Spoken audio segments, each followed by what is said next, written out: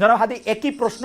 আমি প্রশ্নটাকে এরকম করতে চাই, আপনি কি আসলেই মনে করেন কিনা সরকারের ভিতরে একটা সরকার আছে এবং কারো কারো বিরুদ্ধে ষড়যন্ত্র হতেছে, সেটার জন্য এজেন্সিকে কাজে লাগা হইতেছে, এবং এইটার জন্য এটা আপনি সরকার প্রধানকে বা সরকার যারা চালাইতেছে তাদেরকে আপনি আসলে দায়ী করেন কিনা? আমি আসিফ মোহাম্মদ সজীব ভুঁইয়ার অবস্থা দেখেই বলতে চাই, চাঁদাবাজির জন্য যে গ্রেপ্তার, যিনি রিমান্ডে ছিল, তার একটা ভিডিও ফাঁস হয়েছে, সেই জায়গা ধরেও যদি আপনি একটু বলেন জনাব হাদি। আসসালামু আলাইকুম।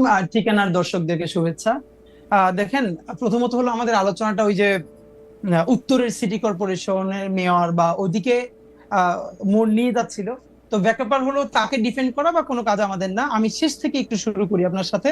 যেমন ডিজিএফআই প্রশ্ন যেটা এসছে, এখন দেখেন এখানে একটা খুবই গুরুত্বপূর্ণ ব্যাপার হলো যে এজেন্সি গুলো রাষ্ট্রে অত্যন্ত গুরুত্বপূর্ণ পজিশনে থাকে, তাকে রাখতেও হয়, কিন্তু আমাদের জুলাইয়ের পরে যেটা কাজ ছিল যেগুলোকে প্রফেশনাল করে তোলা, আরো বেশি প্রফেশনাল করে তোলা। ফ্যাসিবাদ হাসিনা মিলে যেটা করেছিল, এই প্রফেশনাল প্রতিষ্ঠানগুলোকে শতভাগ আওয়ামী লীগের, সোজা কথা আপনি ধরেন নাজি বাহিনী তাদের যে ভিন্ন ভিন্ন এরকম সেগমেন্ট তৈরি করেছিল, এরকম এনএসআই, ডিজিএফআই রাষ্ট্রের সব থেকে গুরুত্বপূর্ণ অর্গানগুলোকে তাদের পার্টির পান্ডা বানিয়ে ফেলেছিল। তো এখন আমরা যেটা প্রত্যাশা করেছি যে তাদের ওই দীর্ঘ কালচার তারা পরিবর্তন করে, তারা প্রফেশনালি রিয়াক্ট করবে। আমি আপনাকে শুধু একটার সাথে ধরাই দিতে চাই, ধরেন এই যে 5ই অগস্ট ঘোষণাপত্রের দিন এনসিপির কিছু লোকজন কক্সবাজার গেল। আচ্ছা, এনসিপির যে লোকজন কক্সবাজারে গেল, এটাকে সঠিক হলো না ভুল হলো, এটা পলিটিক্যাল অন্য পার্টিগুলো ক্যাশ করবে। বিএনপি ক্যাশ করবে, জামাত ইসলামী ক্যাশ করবে, বলবে এরকম ঐতিহাসিক দিনে তারা কেন গেছে, তারা এই সিগনিফিকেন্স কেন বোঝে না। এইটা হলো পলিটিক্স, এই পলিটিক্সটা চলবে। কিন্তু এই যে হাসনাতরা বা সার্জিসরা বা তাসনিম যারা কোন হোটেলে আছেন, কোন হোটেল থেকে কোন হোটেলে আবার যাচ্ছেন, সেই তথ্যগুলো দেয়া এবং সাংবাদিকদেরকে সেখানে জানানো, এইটা কি এজেন্সির কাজ? আমরা এই প্রশ্নটা কেন করছি না? আমরা বারবার বলছি জনাব হাদি, ওরা জনাব হাদি, ওখানে যাচ্ছে কেন? জনাব হাদি, জি। আমি একটু আপনাকে আবার, মানে আপনি একটু যদি আমাকে একটু সময় দেন, আমি আবার একটু ব্যাকগ্রাউন্ডটা বলি। আপনি ডিজিএফআই এর প্রফেশনালিজমের কথা বলতেছিলেন।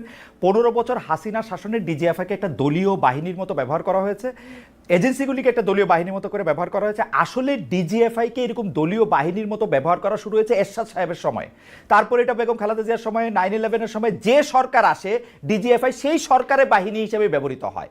ওইটাই ডিজিএফআই এর, মানে যেটাকে বলা হচ্ছে জব ডেসক্রিপশনের মধ্যে পড়ে বলে ওটা ওরা মনে করে।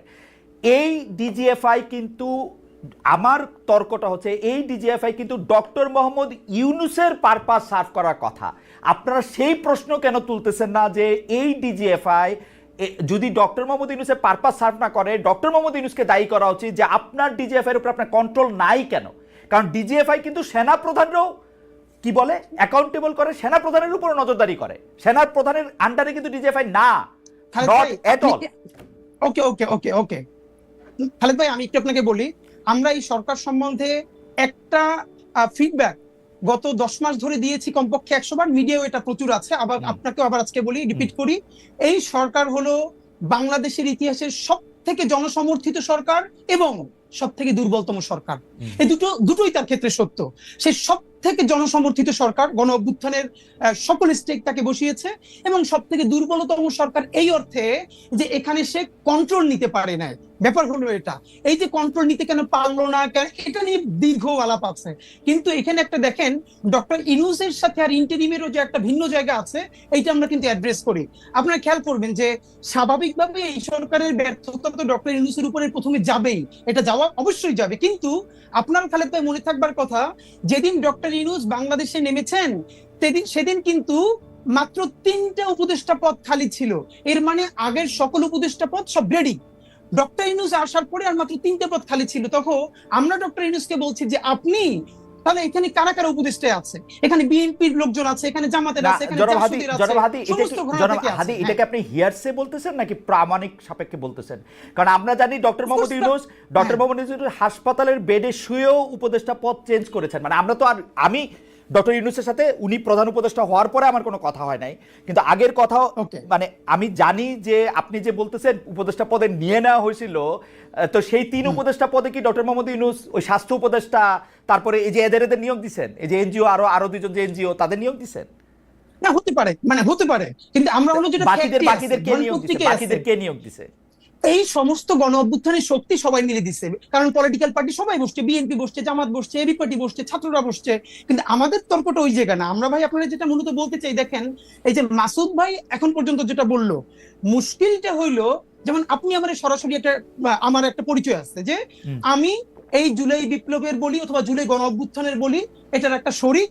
আমরা সবাই মিলে হাসিনাকে তাড়াইতে বাধ্য করছি, এর মানে এগুলো ব্যাপারে আমাদের কোনো গ্লানি নাই। কিন্তু মাসুদ ভাইয়ের ক্ষেত্রে যেটা ব্যাপার, মাসুদ ভাই দেখেন আপনি যখন কথা বলছিলেন, আপনাকে তখন মাসুদ ভাই প্রথমে বলেছে একটা যে লীগের পান্ডা ছাড়া আর কেউ এটাকে অস্বীকার করবেন, এর মানে লীগকে তিনি প্রথমবার পান্ডা বললেন। এটা শুনে তো দর্শকরা খুশি হবে। একটু পরেই যে কাজটা মাসুদ ভাই করেছেন, ওইটাই হলো বাংলাদেশের জন্য সামনে। জনাব হাদি, আপনি কি মাসুদ ভাইয়ের কথা বিশ্লেষণ করবেন? তাহলে আপনি মাসুদ ভাইয়ের কথা বিশ্লেষণ করেন, আমি আপনাকে স্মরণ করাই দেই যে মাসুদ ভাই লীগকে পান্ডাই প্রথমবার বলতেছেন না, দর্শককে খুশি করার জন্য বলতেছেন না, এবং গত 15 বছর ধরে অন্তত পক্ষে 50,000 বার তিনি এইসব কথা বলেছেন। আচ্ছা ভাই, তাহলে আমি আপনাকে মনে করাই দিই, মাসুদ ভাই যদি গত 15 বছর ধরে এটা বলে থাকে, এর সাথে আরেকটা সত্য হলো, শাহবাগে যখন নিকৃষ্টতম মব হয়েছে বাংলাদেশের, এবং সেটাকে আমার দেশ যখন ভীষণ ভাবে ব্যানার হেডিং করে এক্সপোজ করছে যে শাহবাগে ফ্যাসিবাদের পদধ্বনি, তখন মাসুদ ভাইয়ের প্রোফাইলে এখনো আছে 10ই ফেব্রুয়ারি 2013 মাসুদ ভাই একটা স্ট্যাটাস দিছে আমার দেশের, সেইটার যে এইটার নাম যদি হয় সাংবাদিকতা তাহলে আমি লজ্জিত। এর মানে যেই শাহবাগ বাংলাদেশের বিচার ব্যবস্থা ধ্বংস করছে, রাষ্ট্র ধ্বংস করছে, পুরো সিস্টেমকে কোলাপস করছে, সেইটাকে যে পত্রিকা এক্সপোজ করার পরে পত্রিকার সম্পাদক জেল খাটছে, মাথা তার উড়ে দিছে। কিন্তু আপনাকে আমি আরেকটু মানে একটা সেন্টিমেন্টাল জার্নি করাই। আমার দেশ পত্রিকা কিন্তু শাহবাগের এই আন্দোলনকে সমর্থন করেছে। আপনি 2013 সালের 6 ফেব্রুয়ারি, 7 ফেব্রুয়ারি, 8 ফেব্রুয়ারি পত্রিকা দেখেন। 9 ফেব্রুয়ারি বা 10 ফেব্রুয়ারি, আমার আপনার মতো এত শার্প ব্রেন না, কিন্তু 9 ফেব্রুয়ারি এসে তারা এটাকে প্রতিধ্বনি বলেছেন, ফেসিবাদের প্রতিধ্বনি হোক, যে প্রতিধ্বনি বলেছেন সেটা বলেছেন। এখন ঘটনা হইতেছে যে আমরা সাংবাদিকতা ছাত্র ভাই, আমরা কোনো একটা পত্রিকার রিপোর্টে যখন একটা অবজেক্টিভ জায়গা থেকে যখন একটা সাবজেক্টিভ জায়গা নেওয়া হয়, আমরা আমাদের প্রাইভেট ওয়ালে, মাসুদ ভাই জবাব মাসুদ ভাই দিবেন, মাসুদ ভাই আমার থেকে মানে আমি মাসুদ ভাই একদল করি এরকম ব্যাপারটা না, কিন্তু আমরা যখন কোনো কিছু সাবজেক্টিভ, মানে এটা আমাদের ট্রেনিং ভাই, কোনো কিছু যখন অবজেক্টিভ জিনিসটা যখন সাবজেক্টিভ হইতে দেখি, আমরা এটাকে প্রতিবাদ জানাবো। এবং আমরা কিন্তু প্রথম আলোর মন্তব্য প্রতিবেদনেরও প্রতিবাদ জানাতে দেখছি যখন এটা অবজেক্টিভিটির জায়গা থেকে সেটা সাবজেক্টিভিটিতে গেছে। একই খালেদ ভাই, এই আলাপটা হলো পলিটিক্যাল কারেক্টনেসের জায়গা। মাসুদ ভাই তো শুধু সাংবাদিক না, মাসুদ ভাই মূলত যেটা করে এটা অ্যাক্টিভিজমই করে, এটা তো সমস্যা না। পৃথিবীর বহু বড় সাংবাদিকরা প্যারালালি সাংবাদিক এবং অ্যাক্টিভিস্ট, কোনো সমস্যা নাই। কিন্তু সমস্যা হলো মাসুদ ভাই যখন এই যে শাহবাগের প্রতিধ্বনি যখন আমার দেশ বলে, এইটা যদি সাংবাদিকতা হয় তাহলে মাসুদ ভাই যখন লজ্জা পায়, সেই মাসুদ ভাই এইমাত্র যেটা করলো, সে লীগকে পান্ডা পইলে পরের লাইনে বলতেছে যে আগের সরকারের চেয়ে ভালো চালাতে পারছে, এই সরকারের হাজারটা সমস্যা আছে, আমরা বলবো এই সরকারের দায়ও বাংলাদেশের সকল জনগণের, যে যা যা পারবে না। কিন্তু আপনি কি এটাকে কোনোভাবে গত ফ্যাসিবাদী আমলের সাথে তুলনা করতে পারবেন? কেন তুলনা করলে কি হবে? আমি বলবো হাসিনা ফেসিবাদী সরকার ছিল, কিন্তু এই সরকার ফেসিবাদী না, কিন্তু হাসিনার চেয়ে অর্থনৈতিক বা রাজনৈতিকভাবে ভালো চালাইছে কি খারাপ চালাইছে। আমি যদি দেখি হাদি, আপনি আমাকে বলেন, কালকে আসিফ মাহমুদ সজীব ভুঁইয়া আমার অনুষ্ঠানে এসে বলছে যে এই সরকারের ভিতরে সরকার তার বিরুদ্ধে ষড়যন্ত্র করতেছে, এটাকে আমি কি বলবো? ভালো বলবো? আমি বলবো ও আইসা বলছে যে ডিজিএফআই তার জায়গা থেকে ছবি তুইলা এজেন্সি করে বিদেশে পাঠাইতেছে, আমি এটাকে ভালো বলবো এই সরকারকে? যখন আমি জানি যে ডিজিএফআই হচ্ছে, যখন আমি জানি যে ডিজিএফআই হচ্ছে ডক্টর মোহাম্মদ ইউনূসের আন্ডারে। খালেদ ভাই, এই সরকারের সবথেকে বেশি সমালোচনা ইনকিলাব মঞ্চের চেয়ে বেশি কেউ করে নাই, শব্দ ধরে ধরে, বাক্য ধরে ধরে গত একটা বছর। আপনি জাস্ট পত্রিকা দেখেন, আপনি মিডিয়া দেখেন, কিন্তু প্রবলেম হলো আপনি যখন ফ্রেমিংটা, আপনি যখন একটু আগে বললো না যে এই যে ভাই একটু আগে বললো যে আপনি যখন জিজ্ঞেস করলেন মাসুদ ভাইকে যে তাহলে এর আগের যে ওই যে বর্তমান যে উত্তরের মেয়র সে যোগ্য না, তাহলে আসলে যোগ্যতাটা কি? তখন ভাই বলল যে ধরে নিচ্ছি তারা চোর, মানে ধরেন খোকা ভাইয়ের কথা বলেছে, আদিক সাহেবের কথা বলেছে, এর মানে মাসুদ ভাই বলছেন ধরে নিচ্ছি চোর, এর মানে কি চোর ধরে নেওয়া লাগবে? তারা চোর না।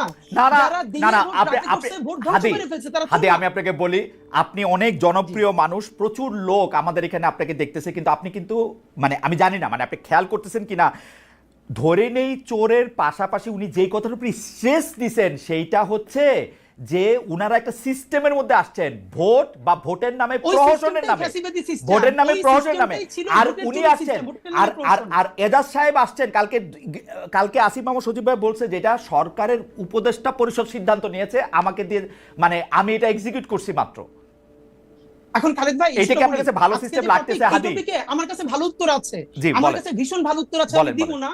যদি আমি সরকারের স্পোক্স পারসন হইতাম আজকে, আমি যদি শফিক ভাই হইতাম অথবা আমি যদি এনসিপির মুখপাত্র হইতাম, তাইলে আমি উত্তরগুলো দিতাম। কিন্তু আমি যেহেতু ইনকিলাব মঞ্চের মুখপাত্র, এই সরকারের আমি তো হাজারটা ক্রিটিক করি, সুতরাং আমি তাকে ডিফেন্ড করব না।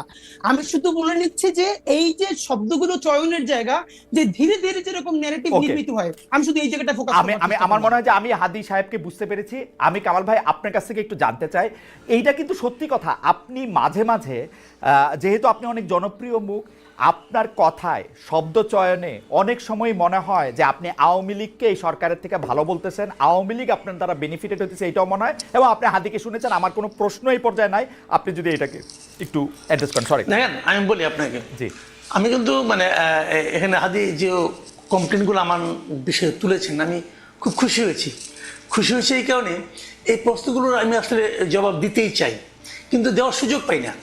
মনে করেন আমি যদি হুট করে বলি, বলবো যে ভাই তোমার তো কেউ জিজ্ঞাসা করে না, তুমি এটা বলো কেন? তো এটা কি ঝামেলা? তো প্রশ্নগুলি উত্তর দেওয়া দরকার। আমি একটা একটা করে বলি। প্রথমত বলি, শেষ থেকে বলি, যে এই সরকারের চেয়ে আওয়ামী লীগ সরকার ভালো, এটা আমি কখনো উচ্চারণ করিনি এবং ঘুণাক্ষরে চিন্তাও করি না। আমি চিন্তাও করি না, এটা আমার চিন্তার বাইরে। কারণ এই সরকার খারাপ কিছু করলে আমরা বলতে পারতেছি। আমি ডক্টর ইউনূসের কোনো একটা কাজ পছন্দ না হলে আমরা বলতে পারতেছি।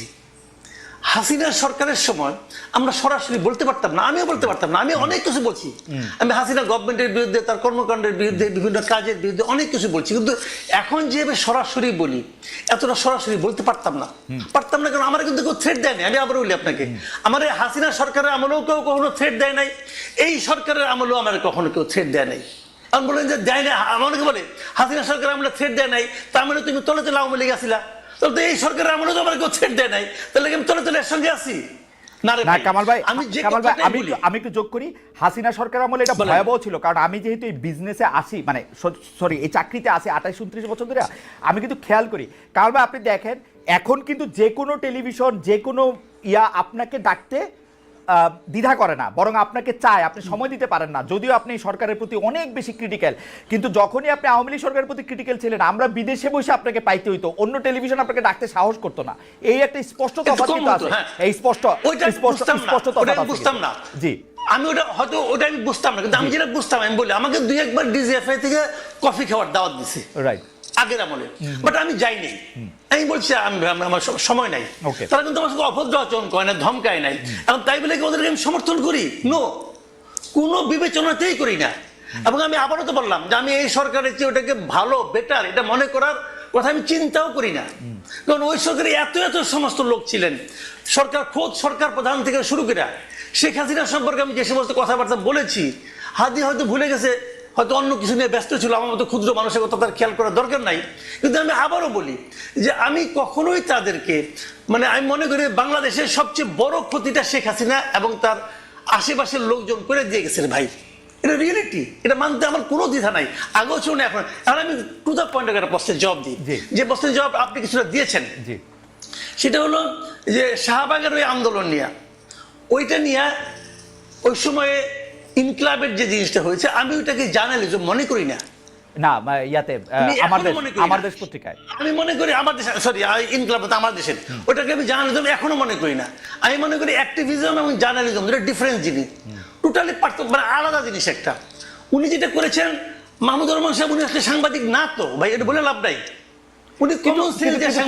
আমার একটা প্রশ্ন আছে, কারণ ভাই আপনি আমার দেশের মাহমুদুর রহমান সাহেবের জার্নালিজমকে জার্নালিজম মনে করলেন না, কিন্তু 10 বছর ধরে আমাদের অন্যান্য পত্রপত্রিকা বা সাংবাদিকরা যা করছে তা কি জার্নালিজম ছিল? তারে কি আপনি এত কঠিনভাবে আক্রমণ করছেন, নাম ধরে বলছেন? আমি একটা কথা বলি আপনাকে, কয়েকদিন আগে জনকণ্ঠ দখল হয়ে গেল, কয়েকদিন আগের কথা, দখল হয়ে গেল, আবার চলে আসলো, ওরা আবার আপোষ করে ফেলাইলো। জনকণ্ঠ যখন দখল হলো, আমি দখল হওয়াটাকে কিন্তু আমি সমালোচনা করেছি। আমার পাশাপাশি আমি এটাও বলেছি যে শামীমা এ খান কিভাবে জনকণ্ঠের সম্পাদক হয়েছেন এটা আমি বুঝতে পারি না। কারণ আমি জনকণ্ঠে সাংবাদিকতা করেছি টানা 12 বছর। কিন্তু কামাল ভাই, এবং শামীমা এখানে একদিনের জন্য ওখানে আসেন নাই। কিন্তু কামাল ভাই, হাজবেন্ড মারা যাওয়ার পরে উনি সম্পাদক হন কিভাবে? কিন্তু কামাল ভাই, আমি বুঝি না। কামাল ভাই এটা বলতে পারবো না। কামাল ভাই, আতিকুল্লাহ খান মাসুদ কিভাবে সম্পাদক হয়েছে, জনকণ্ঠের সম্পাদক, সেই প্রশ্ন তো আপনি তুলেন নাই। মাহমুদুর রহমান সাহেবের যে যোগ্যতা আছে, ওটা আমি তুলছি, যে আতিকুল্লাহ খান ওটা আমি মাসুদের- তুলেছি। আতিকুল্লাহ, আমি বলি আপনাকে ওটা আমি তুলেছি, কেন তুলবো না? ওইটা আমি বলি ওটা আমার একটা লেখা আছে ভাই। আমি রিপোর্টার্স ভয়েস যেটা আছে সেই ডিআরইউ ম্যাগাজিন বের হয়, ওখানে আমি স্পষ্ট করে লিখেছি যে উনি কিভাবে সম্পাদক হলেন, মালিক হিসেবে সম্পাদক হলেন। সবাই তারা মেনে নিছে, তখন আমি জুনিয়র রিপোর্টার, আমি মেনে নিছি, বলেছি আমি ওখানে। এটা কেন বলবো না? ভাই বাংলাদেশে তো সবাই, সেটা ভাই বলতে আমার কোনো সমস্যা নাই। বাংলাদেশে তো সবাই মালিক সম্পাদক। আনার হোসেন মঞ্জু কিভাবে সম্পাদক হলেন ইত্তেফাকের? আচ্ছা, এখানে একটা কথা আছে, কথাটা হলে গেলাম বলি আপনাকে। শাহাবুদ্দিন সাহেবের আইনটা করার আগ পর্যন্ত তো সম্পাদক হইতে কোনো বাধা ছিল না, ওটা তারা আইনগতভাবে পারত। পরবর্তীতে আইনটা অন্যরকম কঠিন হয়েছে। সেই কঠিনে এখন কি হয়, এখন সাংবাদিক হতে হলে ওনারা একটা বাইপাস করে একটা মানে সার্টিফিকেট ম্যানেজ করে কোনো একটা আন্ডারগ্রাউন্ড পত্রিকা থেকে, যে এই পত্রিকা উনি এত বছর ধরে সাংবাদিকতা করতেছেন, অতএব উনি সম্পাদক হতে পারবেন, এটা ম্যানেজ করে নেয় তারা সবাই। এবং আমার ধারণা তারা এইভাবেই সম্পাদক হয়েছেন। এটাগুলো তবে আমি যেটা বলছিলাম যে তখন ওই মূল পয়েন্ট আসে, তাহলে আবার পরে আবার জবাব দেওয়ার সময় পাবো না, পরে প্রসঙ্গ উঠবেও না। এটা হলো আমার দেশের ওই হেডলাইন, ওই নিউজটা আমি পড়েছি ভাই, ওইটাতে যেটা ছিল দ্যাট ওয়াজ নট জার্নালিজম, কথা পরিষ্কার। উনি যে প্রিডিক্ট করেছেন, উনি যেভাবে লিখেছেন, ওইটা ছিল অ্যাক্টিভিজম। এবং ওই activism maybe right, maybe not right, সেটা অন্য হিসাব, ওই আলোচনা আমি যাচ্ছি না। কিন্তু ওটা জার্নালিজম না, আমি সেটাই বলেছি যে এটা যদি সাংবাদিকতা হয় তাহলে ভাই আমার অবজারভেশন এটা। আমি কিন্তু আমার ওখান থেকে কামাল ভাই, সাংবাদিকতা তো পৃথিবীতে বহু রকম। আপনি একরকম সাংবাদিক, আমি আপনি দুজন ক্লাসেই পড়ছি যেটা বহু রকম সাংবাদিকতা। বহু রকম আছে। আপনি এটা সাংবাদিকতা না, এটা কেমনে বলবেন মাসুদ ভাই? না, আমি এখনো যেটা, অনেক সাংবাদিকতার ধরন আছে, অনেক সাংবাদিকতার স্কুল আছে, এক এক স্কুলিং এক এক রকম, কোনো সমস্যা নাই। আমি তো আমার স্কুলিংটা নিয়ে বলবো, আমি যেভাবে শিখেছি, আমি যেভাবে ভেবেছি, আমার ভাবনার সঙ্গে যায় না, অতএব আমি বলছি না। কিন্তু কামাল ভাই, আপনি যদি এই আপনার লিটমাস পেপারে ঘষেন, তাহলে আমেরিকার অর্ধেক টেলিভিশন বাদ পড়ে যাবে, অর্ধেক নিউজ পেপার বাদ পড়ে যাবে, লন্ডনের অর্ধেক নিউজ পেপার বাদ পড়ে যাবে, ভারতে তো টিকবেই অল্প কয়টা। আমি এমনকি আমি ভারতের সবচেয়ে জনপ্রিয় পত্রিকা যেটা বাংলায়, আনন্দবাজার, ওটাকে আমি সাংবাদিকতা মনে করি না। কারণ আমি মনে করার অধিকার, আমার নিজস্ব মতামত আমি কি আমার ফেসবুকে দিতে পারবো না? ওকে, আমার মতামত দিচ্ছি। আপনি কি আরেকটু বলবেন?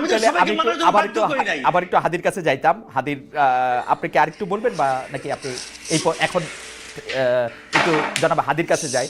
এক নম্বরে হলো ভাই যেটা বললেন যে মাহমুদুর রহমান সাংবাদিক না, আমি খালেদ ভাইয়ের কাছে বিনীতভাবে জানতে চাই, মাসুদ কামাল ভাইয়ের কাছে জানতে চাই, বাংলাদেশের যে সাংবাদিকতার নীতি নৈতিকতা আছে বা নীতিমালা নিশ্চয়ই আছে, পিআইবি আছে, প্রেস ক্লাব আছে, আর অন্যান্য যে মিডিয়া আছে, মানে প্রতিষ্ঠান আছে, এইখানে এক্স্যাক্টলি এই সাংবাদিক হয়ে ওঠার যে নিয়ম, এইখানে কি কি নীতিমালা আছে, যে নীতিমালা মাহমুদুর রহমান ভায়োলেট করে আমার দেশের সম্পাদক হয়েছেন। নাম্বার 2, মাহমুদুর রহমান আমার দেশের সম্পাদক হওয়ার বহুদিন আগে থেকে বিবিসি বাংলার সাবেক বড় সাংবাদিক এবং বাংলাদেশের প্রতিষ্ঠিত সাংবাদিক আতাউস আমাদের মতো মানুষ, যিনি আমার দেশের দীর্ঘদিন উপদেষ্টা সম্পাদক ছিলেন, তার পাশে বসে বসে কাজ শিখেছেন।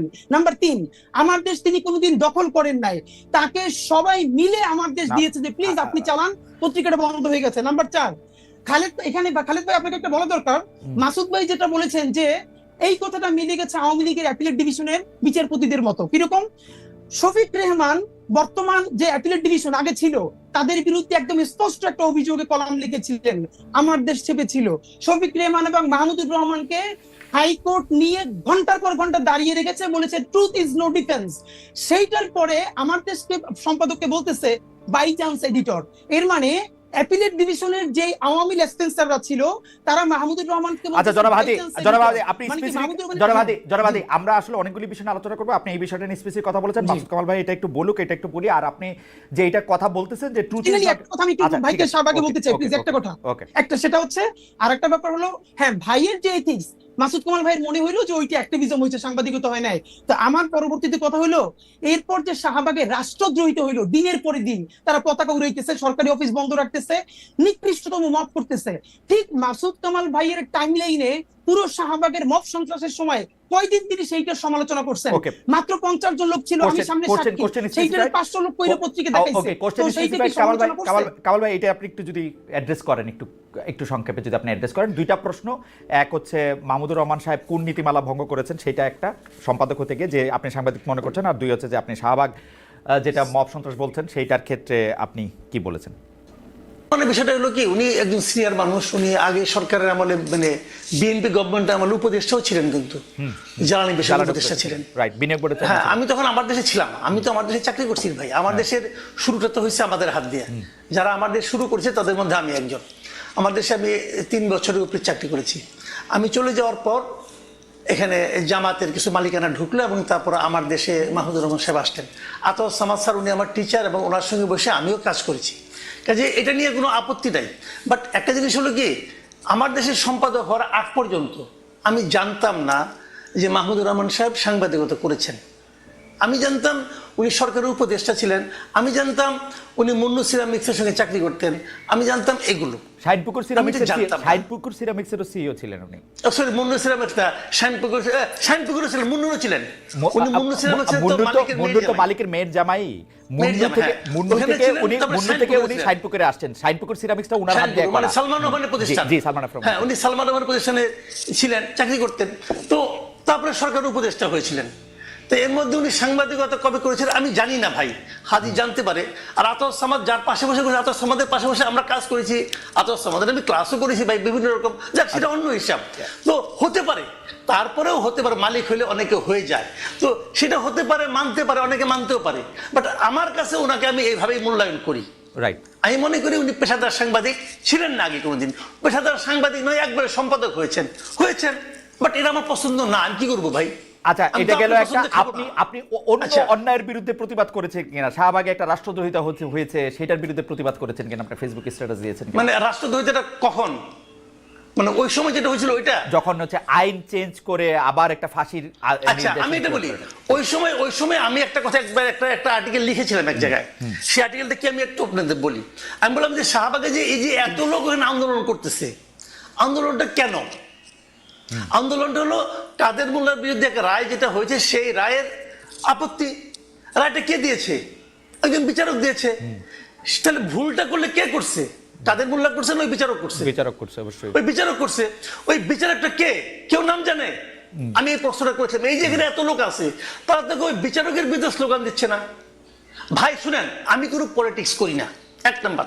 আমি কোনো দল করি না, কোনো দলের প্রতি আমার কোনো অনুরাগ কিংবা বিরাগ নাই। আমি সাংবাদিকের দৃষ্টি থেকে দেখি, আমার কাছে মনে হয়েছিল ওই যে লোকগুলি জমায়েত, ওই যে মানে হাজার হাজার লোক জমায়েত হয়েছিল দীর্ঘদিন, ওই লোকগুলো একটা ঘোরের মধ্যে ছিল। তাদেরকে ঘোরের মধ্যে রাখা হয়েছিল। এই কারণে যে যদি আপনারা আন্দোলন করতেন, আন্দোলন তো স্লোগানটা ওঠা কথা ছিল বিচারকের বিরুদ্ধে, সেই রায়টা কেন দিল? আমার মনে হয় যে কামাল ভাইয়ের পয়েন্ট তুলে ধরেছেন।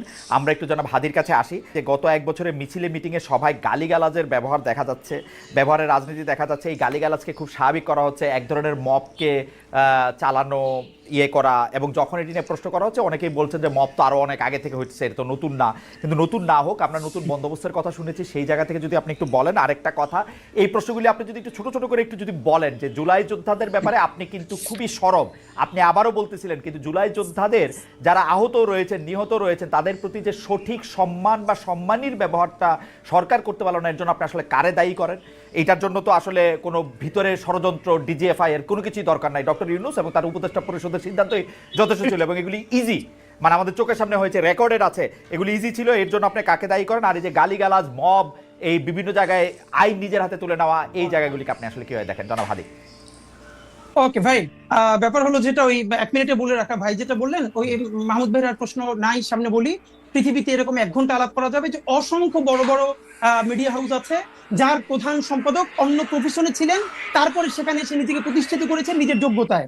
এটা হলো একটা ব্যাপার। নাম্বার 2, দ্বিতীয় প্রশ্নটা আমি ভাই আপনাকে যেটা কাইন্ডলি একটু বলি, যে আপনি যেটা বলছিলেন যে গত যে অ্যাক্টিভিজমের জায়গা থেকে এই যে জুলাই যোদ্ধা বলি, জুলাইয়ের শহীদ বলি, আহত বলি, তাদের ব্যাপারে সরকারের দেখেন কমপক্ষে 1000-এর বেশি অন স্ক্রিন বলেছি, আমাদের কাছে রেকর্ড আছে। এই সরকারের এখন পর্যন্ত সব থেকে যে বড় ব্যর্থতা, যেই গণ অভ্যুত্থানের স্পিরিট, যেই শহীদদের রক্তের মধ্য দিয়ে তার ম্যান্ডেট হয়েছে, সে তাদের প্রতি সুবিচার করতে পারে নাই। প্রথমত কি পারে নাই, এই যে এতগুলো শহীদ আপনি খেয়াল করেন, এখন পর্যন্ত কি আপনি বলতে পারবেন সেন্ট্রাল ডেটাবেজে ঢুকে প্রত্যেক শহীদের বাড়ি কোথায়, তার অবস্থা কি, তাকে কিভাবে পুনর্বাসিত করা হয়েছে, এর কি ন্যাশনাল একটা ডেটাবেজ? 1000 বার বলেছি, বিদেশি প্রবাসী অনেক ভাইয়েরা তাদেরকে সাহায্য করতে চায়, ঠিক কিভাবে করবে? সরকারের একটা জাতীয় ডেটাবেজ থাকবে, অমুক শহীদ এই কয়জন পরিবারের সদস্য মারা গেছে এবং তার পরিবারের এই অবস্থাটাকে পুনর্বাসন করতে পারে না। হাদি জাস্ট ছোট করে বলি, এই ব্যর্থতার কথা আপনি অনেকবার বলেছেন, আপনার মুখে আমি অনেকবার শুনেছি। আপনি যদি কারণটা বলতেন যে সরকার এটা করবে না কেন, সরকার তো ওইটাই সরকারের এক্স্যাক্টলি দুইটা কারণ। কি কারণে করে? কারণ ভাই দুইটা। কি কারণে করে? হ্যাঁ, নাম্বার 1, জি, এই উপদেষ্টাদের মধ্যে একমাত্র 2-3 জন ছাড়া আর কোন উপদেষ্টা নাই যারা হাসিনার ফ্যাসিবাদী আমলে ভীষণভাবে নির্যাতিত হয়েছে। এই উপদেষ্টাদের মধ্যে এমন কোন উপদেষ্টা নাই যে এই জুলাইয়ে তার সন্তান হারাইছে বা নিজের চোখ হারাইছে। একমাত্র প্রফেসর ইউনূস 10 তলা হাসিনা বাবাইছে তারে, এই কয়েকটা কষ্ট তার আছে। আদিলুর রহমান শুক্রবাই জেল খেটেছেন। এছাড়া 2-1 জনের বিরুদ্ধে ভিন্ন ভিন্ন, বন্যা আপা, রেজওয়ানা চৌধুরী আপা, ওনার হাজবেন্ডকে গুম করা হয়েছিল। এছাড়া বিভিন্ন এম্বাসি থেকে, বিভিন্ন পলিটিক্যাল স্টেক থেকে, যেভাবে হোক, এটা তো আমাদের কালেকটিভ ব্যর্থতা। আমরা বিপ্লবী জুলাইতে চোখের সামনে একটা ছেলে মারা গেছে, চোখের সামনে একটা ছেলে চোখে গুলি খায় বেডে কাটাইতেছে, এইটাতে সরকারের পক্ষ থেকে টাকা বা অন্য ব্যবস্থা নেওয়ার জন্য আমাকে নির্যাতিত হইতে হবে কেন? আমি তো সাধারণ মানুষ হিসেবে, সন্তান আহত হইলে, হ্যাঁ সন্তান আহত, সাধারণ মানুষ হিসেবেই তার পাশে গিয়ে দাঁড়াবো, মানে এটা তো কোনো যুক্তি, মানে এটা তো এইটা তো আপনি দাঁড়াবেন ভাই। এখন আমি আপনার একটা পরামর্শ দিয়ে রাখি খালিদ ভাই, আমি আপনার একটা পরামর্শ দিয়ে রাখি, আপনার যদি সম্ভব হয় আপনি স্বাস্থ্য উপদেষ্টার সাথে একদিন একটা শো করেন। আমরা 1000 বার বলেছি স্বাস্থ্য উপদেষ্টা উনি ভদ্রমহিলা, লোক ভালো, উনি নিজে অসুস্থ, ওনার ডায়াবেটিসের ইনে লাগে 2 ঘন্টা পর পর, উনি কিভাবে জানেন? না এটা স্বাস্থ্য উপদেষ্টা না, কিন্তু হাতে জনাব হাতে আমার একটা কৌতূহল আছে, স্বাস্থ্য উপদেষ্টা বলে তো কিছু এক্সিস্ট করে না। স্বাস্থ্য উপদেষ্টা হচ্ছে ডক্টর মোহাম্মদ ইউনূস। না, নাই তো। আপনারা স্বাস্থ্য উপদেষ্টার ভিতরে 100টা কথা বলেন, ডক্টর মোহাম্মদ ইউনূসের বিরুদ্ধে কথা বলেন না কেন? কারণটা কি? কেন বলি নাই শোনেন, কেন বলি না? ডক্টর ইউনূসের বিরুদ্ধে ফাইনালি এই জন্য বলি না যে ডক্টর ইউনূস হলেন, এখন দেখেন দুইটা ক্যারেক্টার। এই ডক্টর ইউনূস পলিটিক্যাল পার্টি খুলেছিলেন, একদম 100% ফেল করছে। কিন্তু এই জুলাইয়ের পরে উনি যখন জুলাইয়ের জবানে, শহীদ পরিবারের জবানে কথা বলতে শুরু করলেন, তখন মানুষ ওনাকে বিশ্বাস করতে শুরু করলো। এখন পর্যন্ত খালেদ ভাই, আমরা যেহেতু অ্যাক্টিভিজম করি, রাস্তায় প্রচুর থাকি, আমরা বিভিন্ন শ্রেণী পেশার মানুষের সাথে কথা বলবার চেষ্টা করি, তাদের এখন পর্যন্ত অনেকের মূল্যায়ন এটা। এই ইন্টারিমের অনেক সমস্যা আছে, কিন্তু এখন পর্যন্ত তারা ইউনূসকে ট্রাস্ট করতে চায় ঠিক ওই কারণে যে তিনি জুলাইয়ের জন্য কিছু করতে চান। কেন একদম আওয়ামী বয়ান হইলো, আমি যখন আওয়ামী মন্ত্রীদের চাইপা ধরতাম, ওরা বলতো যে হ্যাঁ আমরা খারাপ, খালি হাসিনা ভালো। হ্যাঁ, একই সিম্পটম তোরে ভাই। মজার ব্যাপার বলি খালিদ ভাই, এইটা যদি আওয়ামী বয়ান হয় তাইলে ইউনূসের এটাও গাইলেইনে সে গুম হয়ে যাওয়ার কথা। আপনি আর মাসুদ ভাই মিলা একটা মাইক নিয়ে এখন ডক্টর ইউনূস এখানে গাইলেন, দেখেন আপনারা কেউ গুম করে কিনা। না হাসিনারা বলে আমরা এগুলি বলছি, আমি আবার বলি, হাসিনারা বলে আমরা এগুলি, হাসিনা নিয়ে বলছি। আমি আপনার ঘটনাটা বলি, আমি ছোট হোক বড় হোক, আমি বলি ছোট হোক বড় হোক, আমি প্রতিষ্ঠান চালাইছি, আমি যেটা চাবো সেইটাই হবে প্রতিষ্ঠানে। ডক্টর মোহাম্মদ ইউনূস যদি চাইতো জুলাই যোদ্ধারা সবার আগে হচ্ছে সবকিছু জুলাই যোদ্ধাদের ঠিক হবে, ওইটাই হইতো। খালিদ ভাই, এইটা আপনি কোন প্রতিষ্ঠানের কথা বলছেন জানেন? যে প্রতিষ্ঠানটা ফাংশনাল, 17 বছর বয়সে যেই দেশটা ভাঙা হইছে, সেইটা সারতে তো মিনিমাম আপনার কতদিন লাগবে? তো এইখানে কোন প্রতিষ্ঠান এখন আমাদের সমস্যাটা কি জানেন? আমাদের সমস্যা হলো আমরা এই গোপালের কথা বললে মানুষ মনে করবে আমরা সরকারের পক্ষেই কথা বলতেছি, কিন্তু সরকারের পক্ষে না। আপনারা কেন জানি খালি ডক্টর মোহাম্মদ ইউনূস একদম হাসিনা সিম্পটম, খালি হাসিনা ভালো সবাই খারাপ। আপনি জানেন আমি দায়িত্ব লয়ে করছি, প্রধানমন্ত্রী কার্যালয়, সেই সময়কার প্রধানমন্ত্রী কার্যালয় খুশি হইতো মন্ত্রীদের বিরুদ্ধে দুর্নীতি রিপোর্ট হলে, বিকজ তাদেরকে কন্ট্রোল করা যেত। আমি আপনার দুইটা বলি খালিদ ভাই, আমি আপনার বলি, আপনার মনে আছে কিনা, আপনার মনে করাই দিয়ে, আপনি শেখ হাসিনারে প্রশ্ন করতেছিলেন গণভবনের একটা সংবাদ সম্মেলনে, আমার মনে আছে। আপনি শুধু বলছিলেন যে মাননীয় প্রধানমন্ত্রী আমরা স্বাধীনভাবে করতে পারবো কিনা, সেই মিডিয়া কাজ করতে পারবে কিনা। তারপর আপনাকে 15 সালে আপনাকে সে যেভাবে উত্তর দিছে, খালেদ মহিউদ্দিনের যা চরিত্র, যেরকম ছাইমেইকে ধরা, আপনি এইটা ইউনূসকে পারবেন, ইউনূসের সবাই না ইউনূসকে পারা যায় না। আমি বলি হাসিনাকেও পারা যায় না, ইউনূসকেও পারা যায় না। আমি বলি হাসিনাকেও পারা যায় না, ইউনূসকেও পারা যায় না। আমি দায়িত্ব নিয়ে বলি, দাঁড়ান এই প্রশ্নটা আমি বলি প্রধানমন্ত্রী সংবাদ সম্মেলনে ওই প্রশ্ন আমি ওইবারই প্রথমবার করি নাই, টিভি অনেকবার গেছে, তারও আগে আমি করছি। কিন্তু প্রধানমন্ত্রীর প্রশ্নটা করার পরে প্রধানমন্ত্রী যেভাবে আমাকে উত্তর দিছে সেই সময়কার প্রধানমন্ত্রী, তারপর থেকে আমার কোনো সম্পূরক প্রশ্ন করার উত্তর জায়গা ছিল না। দেয়ার ওয়াজ আ সংবাদ সম্মেলন ফর 30 আদার পিপল। ঠিক আছে, ডক্টর মোহাম্মদ ইউনূস এই সেপ্টেম্বরে আমার কথা শেষ করতে দেন। এই সেপ্টেম্বরে কিন্তু উনি এখানে আসছে জাতিসংঘের মধ্যে নিয়ে, উনি সবারে দাওয়াত দিছে আমার ছাড়া। কিন্তু তাই মজার ব্যাপার বলি, এইটা আপনার অবশ্যই পাবলিক, এই যে আজকে আপনি বললেন আমরা জানলাম, আমাদেরকে সরকারের তরফ থেকে এক জায়গা থেকে আমরা প্রশ্ন করছি খালেদ মহিউদ্দিনের মতো ক্যারেক্টার কেন বাংলাদেশে জুলাই গণ অভ্যুত্থানের পরে তাকে কাজে লাগানো হইলো না। আমাদেরকে বলা হয়েছে খালেদ মহিউদ্দিন ভাইকে 2 বার সরকার থেকে, একবার বিটিভির দায়িত্ব নিয়ে আরো একটা বড় পদে বসে, প্লিজ আপনি এই রাষ্ট্রকে গড়ে তুলতে সাহায্য করেন। খালেদ মহিউদ্দিন ভাই রেসপন্স করেন নাই। আমাদের সেক্রেটারিয়াল জব করব না রে ভাই হাদি, আমি কোন সেক্রেটারিয়াল জব মিনিস্ট্রিয়াল জব করব না। তো আমি বাংলাদেশে কোনো সেক্রেটারিয়াল জব, কোনো মিনিস্ট্রিয়াল জব করব না। আমি বিটিভির দায়িত্ব নিতে আমাকে অফার করা হয়েছিল, আমি বলি বিটিভির দায়িত্ব নিতে আমাকে অফার করা হয়েছিল, আমি শর্ত দিছিলাম বিটিভির প্রোভাইসও ঠিক করেন, আমি তথ্য উপদেষ্টা বা তথ্যমন্ত্রীকে আমি এটা রিপোর্ট করব না। তারা এটাতে রাজি হয় নাই, তারা বলছে আপনি আইসা আস্তে আস্তে করেন। আমি আস্তে আস্তে করার মধ্যে আমি নাই। ফাইন, এটা আমরা জানলাম। কিন্তু খালেদ ভাই আপনার মানে আমরা ওই ভালোবাসার জায়গা থেকে বলি, আমরা তো প্রত্যাশা করছিলাম যে আপনি জার্মান থেকে যেরকম ইউএসএ গেলেন, আপনি জার্মান থেকে এই জুলাইয়ের পরে একবার কিন্তু বাংলাদেশ আপনার খালেদ ভাই দেখি নাই। আপনি আসলে হয়তো কি জানেন, আপনি অনেক মেকানিজমের সাথে কথা বললে, শহীদ পরিবারগুলোর সাথে কথা বললে, তাহলে আপনি আরো যেটা ফিল করতেন। আমি বলি আমার দিকে আলাপটা করলে কি মানে আলাপটা আমি আর আপনি আলাদা আলাপ করবো না। আপনি খালি আমাকে এই কথা বলেন, আমি সরাসরি প্রশ্নটা করি। এটা আমি কামাল ভাইয়ের কাছ থেকেও আসলে একটু জানতে চাইবো, কারণ আপনার কাছ থেকেই আমরা এগুলি সবচেয়ে বেশি শুনি। কারণ যারা আগে জুলাই নিয়ে কথা বলছে তাদের অনেকেই ছাড়ান দিছে, রিটায়ার্ড করছে। আপনি রিটায়ার্ড করেন নাই, আপনি মাঠে আছেন, আপনি কথা বলতেছেন। সেই জায়গা থেকে, সেই রেসপেক্ট থেকে আমি আপনার একটা ছোট্ট বিষয় জানতে চাইতেছি। মাত্র 1000 জন রে, যেখানে আমরা 8 লাখ কোটি টাকার বাজেট করি, মাত্র 1000 জন শহীদ, 1000 জন চরমভাবে আহত, এই 2000 জনকে ভরণ পোষণ করা, তাদের একটা খুশি করা, মানে আমি খুশি শব্দটা বলবো না, মানে তাদের খেয়াল করা, এটা তো এত বড় জটিল কাজ না। এটা কেন করা যেতেছে না? এইটা ডক্টর মোহাম্মদ ইউনূসকে আপনি প্রথম কেন এর জন্য আপনি অভিযুক্ত করতেছেন না, এটা আমাকে একটু সারপ্রাইজ করতেছে। মানে আর কাউরে এখানে অভিযোগ করার দরকার নাই তো, আমি বুঝি না।